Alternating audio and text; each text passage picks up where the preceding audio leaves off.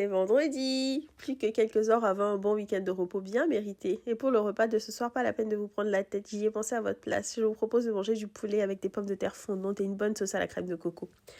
Alors, pour le poulet, j'ai choisi des hauts de cuisse. J'ai retiré la peau, j'ai bien nettoyé, puis j'assaisonne avec ma purée d'ail et de persil, de la moutarde, du sel, du poivre, du citron, du paprika, voilà. Et puis un peu d'arôme magique, je mélange tout ça.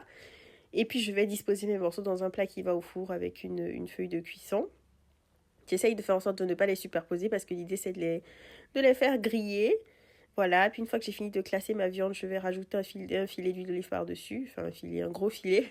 Et tout ça va aller au four à 280 degrés en mode grill, du coup le four. Et si vous n'avez pas le mode grill, vous pouvez juste allumer la grille du haut, voilà, à feu fort. Et puis je retourne mes morceaux régulièrement. Je ferme le four, hein, et puis de temps en temps je l'ouvre pour retourner mes morceaux, histoire que chaque face soit bien grillée. Et puis quand c'est prêt, je retire ma viande. Et en fait, la fameuse sauce à la crème de coco, on va la faire avec le bouillon du poulet.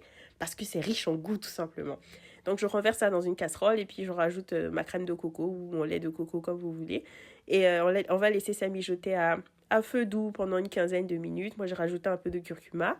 Si vous aimez le curry, vous pouvez utiliser du curry parce que c'est bon avec le curry aussi.